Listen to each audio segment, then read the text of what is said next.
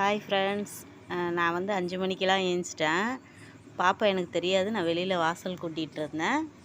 பாப்பா எழுந்திரிச்சு விளக்கு வச்சுருக்கேன், அதை காமிக்குது பாருங்கள்.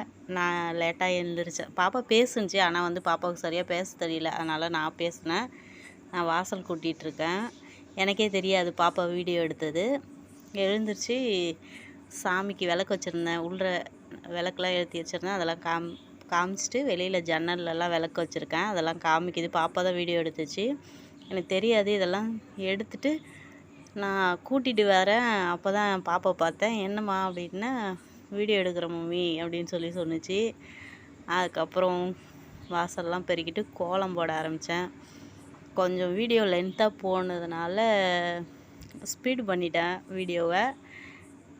பார்த்துட்டு பிடிச்சிருக்கான்னு பாருங்கள். கோலம்லாம் போட்டுட்டு அதுக்கப்புறம் காஃபி போட ஆரம்பித்தேன். பாப்பா என் கூடயே வந்துட்டு இன்றைக்கி தான் அவ்வளோ நேரமாக 5 மணிக்கெலாம் எழுந்திரிச்சிது. எதுக்கு ரெஸ்ட் ரூம் போகிறதுக்காக எழுந்திரிச்சிது. சரி, அம்மா இவ்வளோ வேலை செஞ்சிட்ருக்காங்க, சரி நம்ம வீடியோ எடுப்போமேன்னு சொல்லிட்டு பாப்பா எடுத்தது வீடியோ. சரி, எடுக்க ஆரம்பித்ததும் எனக்கும் ஒரு இன்ட்ரெஸ்ட்டு, நாம் செய்கிற வேலையை தினமும் நம்ம எப்படி வேலை செய்வோம் அப்படின்றத எடுக்கட்டும் அப்படின்றதுனால நானும் சரி எடுமா அப்படின்னு சொன்னேன். நான் போட்டிருக்க கோலம் பிடிச்சிருக்கான்னு சொல்லுங்கள் ஃப்ரெண்ட்ஸ்.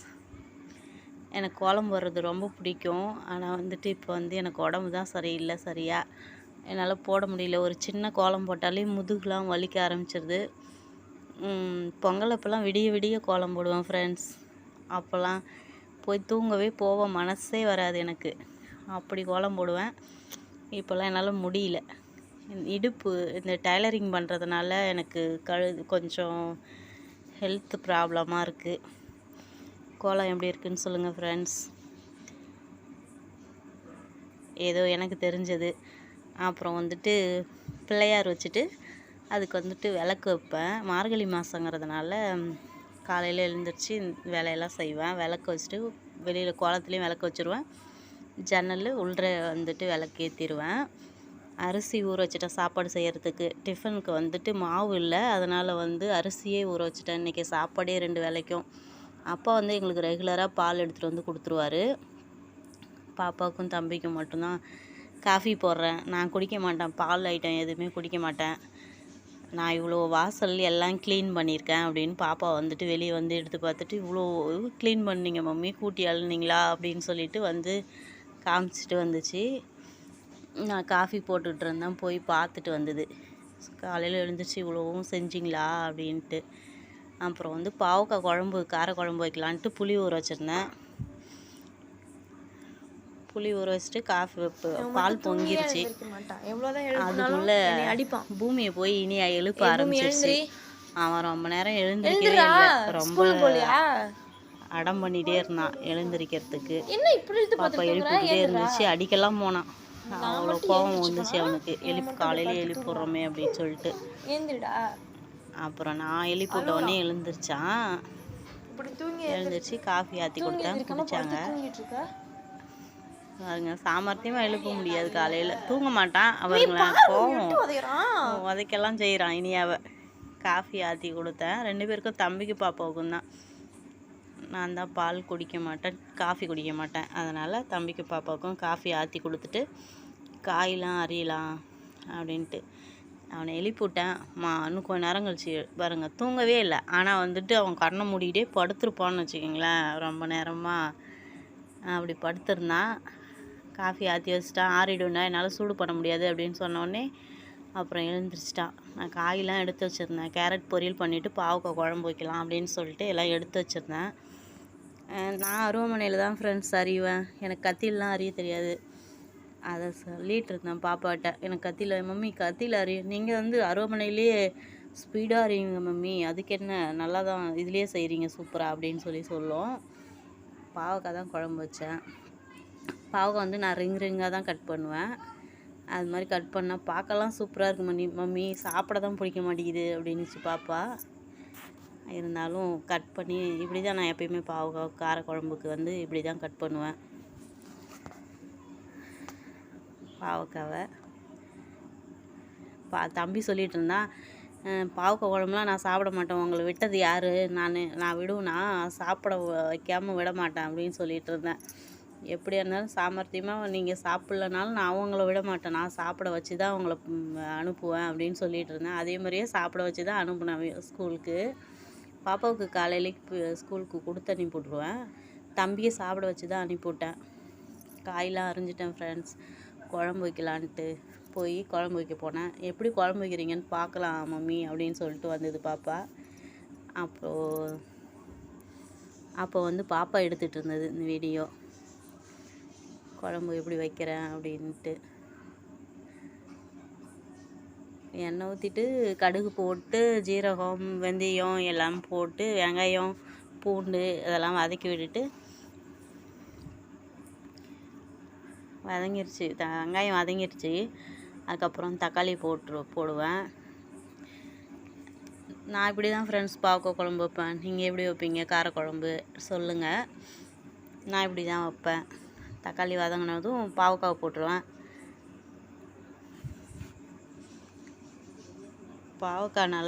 தக்காளி நல்லா எனக்கு வந்துட்டு இந்த தக்காளி வந்து கட்டி கட்டியாக கிடக்கிறது அதெல்லாம் எனக்கு பிடிக்காது. மஞ்சத்தூள் உப்பு கொஞ்சம் போட்டு இதெல்லாம் வதக்கி விட்டேன்னா தக்காளி நல்லா வதங்கிடும். உப்பு கொஞ்சம் தக்காளியில் எப்பயுமே போட்டுப்பேன். சாப்பாடு வெந்துகிட்ருக்கு. தக்காளி வந்து எனக்கு இந்த கட்டி கட்டியாக இருந்தால் பிடிக்காது ஃப்ரெண்ட்ஸ். நான் நல்லா நைஸாக வதக்கி விடுவேன். வதக்கி விட்டுட்டு தான் பாவக்காய் போடுவேன். பாவக்காய் நல்லா கொஞ்சம் நேரம் வதக்கி விட்டுட்டு அந்த பாவக்காய் வதங்குற கேப்பில் கேரட்டை தீத்திடலாம் அப்படின்னு சொல்லிட்டு கேரட்டை வந்து தீத்திட்டு இருந்தேன். மம்மி எப்படி மம்மி காலையில் எழுந்துச்சு இவ்வளோ சுறுசுறுப்பாக செய்கிறீங்க அப்படின்னு பாப்பா கேட்டுட்டு இருந்துச்சு. பச்சை மிளகா இல்லை ஃப்ரெண்ட்ஸ், வீட்டில் காலி ஆகிடுச்சி. தம்பியை போய் பொட்டி கடையில், எங்கள் ஊருக்கு பொட்டி கடையில் வாங்கிட்டு வர சொன்னால் 10 ரூபாய்க்கு இவ்வளோ மிளகா கொடுத்தாங்க. இப்போ மிளகா கம்மியாக இருக்குது போல், அதனால் 10 ரூபாய்க்கு இந்த மிளகா கொடுத்தாங்க. அப்புறம் கேரட் பொரியலுக்கு அரிஞ்சு வச்சிட்டேன், பச்சை மிளகா அரிஞ்சு வச்சேன். அதுங்குள்ளே பாவக்காவுக்கு வந்து பாப்பா வந்து குழம்பு மிளகாத்தூள்லாம் போட்டுட்டு இது பண்ணாங்க. நான் பச்சை மிளகா அரிஞ்சிட்டு சாப்பாடு வடித்து விட்டுட்டேன். பாப்பா வந்து மிளகாத்தூள் போட்டு தண்ணிலாம் ஊற்றிருச்சு. குழம்பு வந்து காய் வெந்துருச்சு. அப்புறம் நான் போயிட்டு புளியெலாம் கரைச்சி ஊற்றிட்டு எனக்கு தேங்காய் அரைச்சி ஊற்றினாலும் பிடிக்கும், கம்மியாக தேங்காய் அரைச்சி ஊற்றுவேன். அரைச்சி ஊற்றுறது அவ்வளோ இது ரொம்ப திக்காக இருக்குது, கம்மியாக போதும் குழம்புன்ட்டு நான் தேங்காய் திருவி போட்டுக்கிட்டேன் ஃப்ரெண்ட்ஸ். மீதி தேங்காவை வந்து கேரட் பொரியலுக்கு வச்சுருக்கேன். கேரட் பொரியல் பண்ணுறேன் பாருங்க. நான் எப்பயுமே கேரட் பொரியல் வந்து இப்படி தான் பண்ணுவேன். எண்ணெய் ஊற்றி கடுகு போட்டுட்டு பச்சை மிளகாய் வெங்காயம் வதக்கிட்டு கேரட் போட்டு வதக்கி விட்டுட்டு உப்பு கொஞ்சம் போட்டு வதக்கிடுவேன். கேரட் வெந்த உடனே லாஸ்ட்டாக தேங்காவை போட்டு இறக்கிடுவேன் ஃப்ரெண்ட்ஸ். தேங்காய் கொஞ்சம் போட்டு ஒரு வதக்கி இறக்கிடுவேன். நீங்களாம் எப்படி செய்வீங்க? குழம்பு பாருங்க கொதிச்சிருச்சு, புளி ஊற்றி போதும் இறக்கிட்டா வந்து இன்னும் திக்காயிடும். அதனால் வந்துட்டு ஆஃப் பண்ணிட்டேன் குழம்ப. வெங்காயம் பச்சை மிளகாலாம் வதங்கிருச்சு, கேரட் போட்டாச்சு, உப்பு போட்டு கொஞ்ச நேரம் வதக்கிட்டு நான் எப்பயுமே தேங்காய் லாஸ்ட்டில் தான் போடுவேன். போட்டு ஒரு வதக்கி இறக்கிடுவேன். ரெடி ஆகிடுச்சு தேங்காய்லாம் போட்டு. பாப்பா உடனே குளிச்சுட்டு வந்துடுச்சு. பாப்பாவுக்கு டிஃபன் பாக்ஸில் சாப்பாடெலாம் எடுத்து வச்சிட்ருக்கு. எடுத்து வச்சுட்டு கிளம்புறாங்க. பாப்பாவுக்கு வந்து 7:45 வேன் வந்துடும். அதனால் எடுத்து வச்சுக்கிச்சு எல்லாம் சாப்பாடெலாம் எடுத்துகிட்டு 2 கப்பில் குழம்பு ஊற்றி வைக்க போணுச்சு. காலையில் சாப்பாடு வந்து குழம்பு இதோடையே அப்படியே கிளறி எடுத்து வச்சுட்டு மேலே கேரட் பொரியல் வச்சுக்குமா அப்படின்னு சொன்னேன். சரின்ட்டு பாப்பா சாப்பாடெலாம் கிளறிட்டு இருந்தது.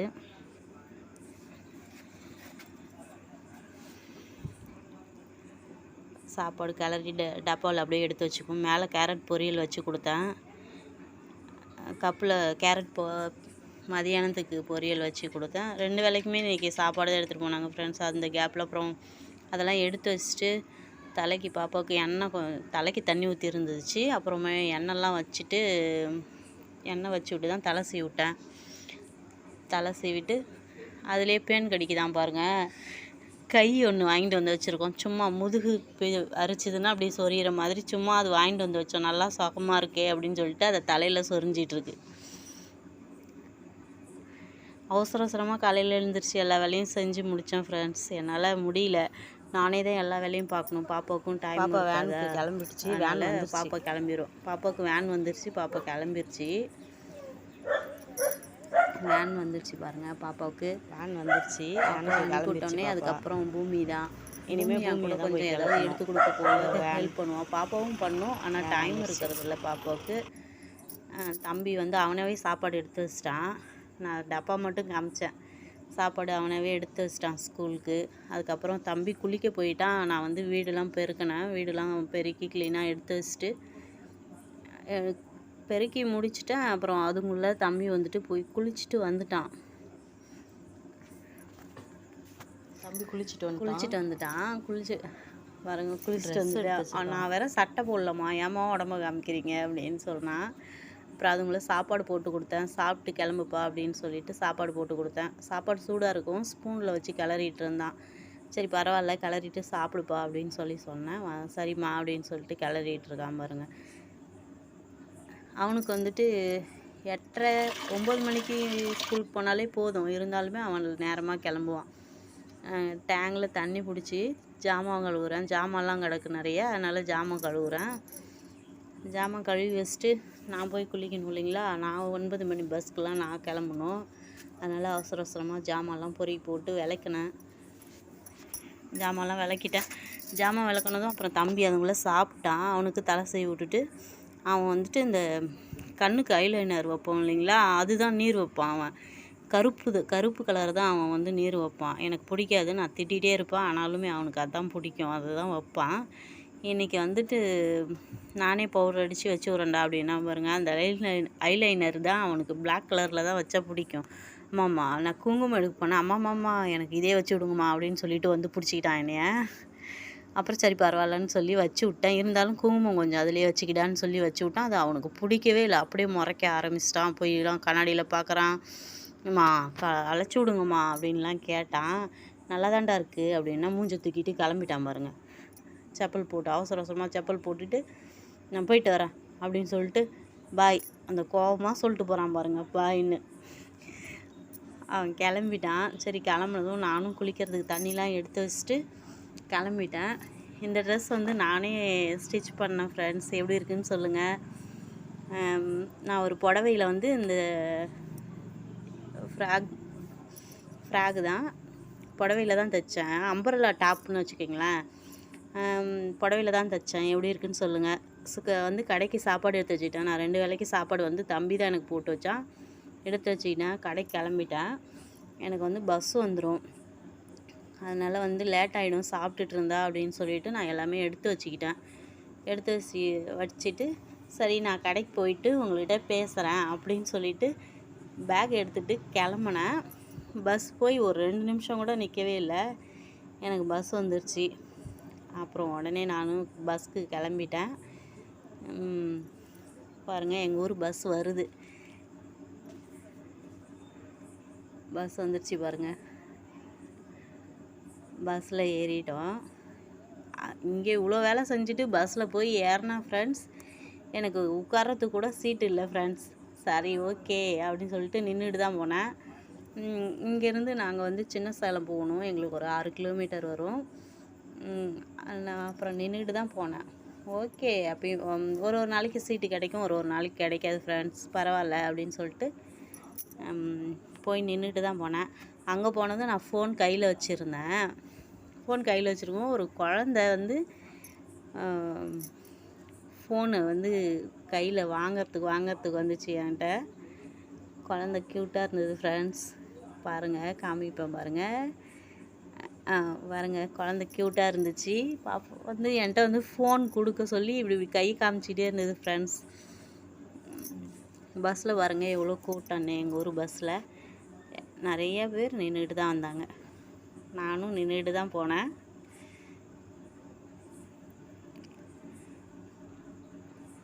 எல்லோரும் உடனே கடைக்கு போய் பஸ் இறங்கிட்டோம். சின்ன சேலம் போயிட்டு அதுக்கப்புறம் கடைக்கு போயிட்டேன். கடைக்கு போனால் எல்லாமே அப்படியே நான் வந்துட்டு கடைக்கு போய் 2-3 நாள் ஆகுது ஃப்ரெண்ட்ஸ். அவங்க வந்துட்டு கடைக்கு போனாங்க. ஆனால் கடையில் எல்லாமே அப்படியே போட்டு வச்சுருந்தாங்க. மறுபடியும் அதை போயிட்டு அங்கே போயும் வேலை தானே, அப்படியே விட முடியுமா என்ன. அப்புறம் அங்கே போயிட்டு எல்லாம் எடுத்து வச்சுட்டு அப்புறம் எல்லாம் கூட்டி அள்ளி குப்பை பக்கெட்டில் வச்சுட்டு அதுக்கப்புறம் தான் ஃப்ரெண்ட்ஸ் நான் விளக்கெலாம் ஏற்றிட்டு அப்புறமா தான் அங்கே போய் தான் அதுக்கப்புறம் லேட்டாக எவ்வளோ நேரம் கழித்து சாப்பிட்றேன்னு பாருங்கள் ஃப்ரெண்ட்ஸ். அவ்வளோ நேரம் கழித்து தான் தினமும் சாப்பிட்றேன். அதனால தான் உடம்பே முடியாமல் போகுது. இந்த ஷால் வேறு ரொம்ப டிஸ்டர்ப் பண்ணிகிட்டே இருந்துச்சு. எடுத்து போட்டுட்டேன். எடுத்து போட்டு கூட்டுவோம், நம்ம கடைக்குள்ளார நம்ம தானே இருக்கோம் அப்படின்ட்டு. ஸ்க்ரீன்லாம் எல்லாம் அப்படியே இழுத்து விடாமலே இருந்துச்சு. அப்புறம் ஸ்க்ரீன்லாம் இழுத்து விட்டுட்டு கடையை ஃபுல்லாக கூட்டி அள்ளணும் ஃப்ரெண்ட்ஸ். கூட்டி அள்ளி குப்பை பக்கெட்டில் போட்டுட்டு தான் போய் சாமி படத்துக்கிட்ட போயிட்டு ஊதுபத்தி பார்த்தா ஊதுபத்தி இல்லை. அதனால் விளக்கு மட்டும் வச்சுட்டு விளக்கு வச்சு சாம்பிராணி மட்டும் ஏற்றி வச்சுட்டு சரி ஓகே போய் சாப்பிட்லாம் அப்படின்னு சொல்லிட்டு சாப்பிட போயிட்டேன். இந்த முருகன் சாமி தான் வந்து எங்கள் வீட்டுக்காரருக்கு ரொம்ப பிடிக்கும். ரொம்ப ஃபேவரட்டான சாமி வந்து அவங்களுக்கு ரொம்ப பிடிக்கும். இது வச்சு தான் சாமி கும்பிடுவாங்க. இந்த ஒரு ஃபோட்டோ தான் வச்சுருக்காங்க. அதை வச்சு தான் சாமி கும்பிடுவாங்க. சாப்பாடு தம்பி எடுத்து வச்சிட்டான் 2 வேளைக்குமே. சரி சாப்பிட்லாம் ஓகே. இதுக்கு மேலே ஒன்றும் பசி தாங்கலை. இதுக்கு மேலேயும் சாப்பிடாமல் இருக்க முடியாது. அதனால் சாப்பிடலாம் அப்படின்ட்டு சாப்பிட்டேன் ஃப்ரெண்ட்ஸ்.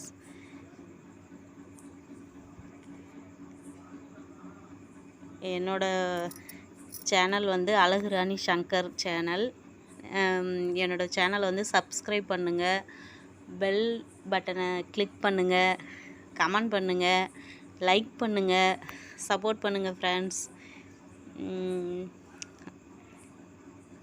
ஓகே, இந்த வீடியோ பிடிச்சிருந்துச்சுன்னா கமெண்ட் பண்ணுங்கள். நீங்கள்லாம் உங்கள் வீட்டில் எப்படி தினமும் எப்படிலாம் வேலை பார்ப்பீங்க, எவ்வளோ வேலை செய்வீங்க? நான் வந்து இப்படி தான் தினமுமே என்னோடய வேலையை இப்படி தான் தம்பி பாப்பாவுக்கு எல்லாம் செய்கிறது. Okay, bye friends.